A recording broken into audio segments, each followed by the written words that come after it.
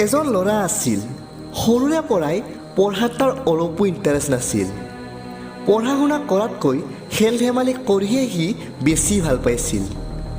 এদিন কোনোবা এটা ছাবজেক্টত সি ফেইল হৈছিল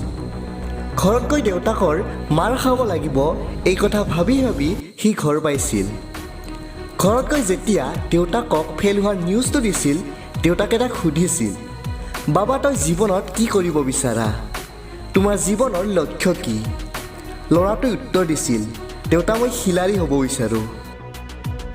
ডাঙৰ হৈ সেই ল'ৰাটোই স্পৰ্টছত খিলাড়ী হ'ব নোৱাৰিলেও বলিউডৰ খিলাড়ী হৈ পৰিল যাক আজি আমি সকলোৱে অক্ষয় কুমাৰ নামেৰে জানো তেখেতৰ দেউতাকে সদায় কৈছিল জীৱনত ছাকচেছ মাৰ্কছৰ বাবে নহয় ডিচিপ্লিনৰ বাবে আহে ओए काके साढ़े पंजाब में स्कूल में जब ब्लैक बोर्ड पर भी 70 71 72 लिखा होता है ना तो किसी की हिम्मत नहीं होती है कि उसे मिटा दे तू मेरा खानदान मिटाएगा बे এনেকুৱা এটা ষ্টৰী হৈছে ভাৰতবৰ্ষৰ প্ৰথমজন stand up comedian the very famous Johnny liver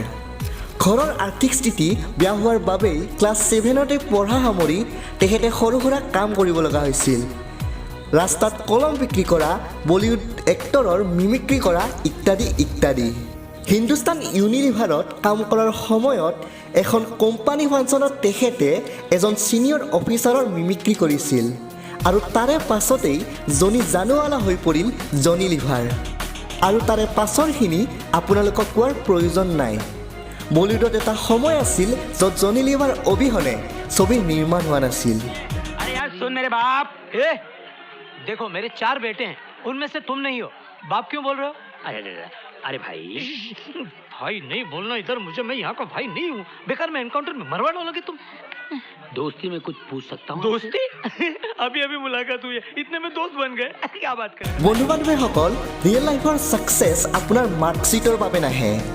আপোনাৰ হাৰ্ডৱৰ্ক আৰু ডিচিপ্লিনৰ বাবেহে আহে কাৰণ বাস্তৱ পৃথিৱীখন আৰু কিতাপৰ পৃথিৱীখনৰ মাজত বহুত বেছি পাৰ্থক্য আছে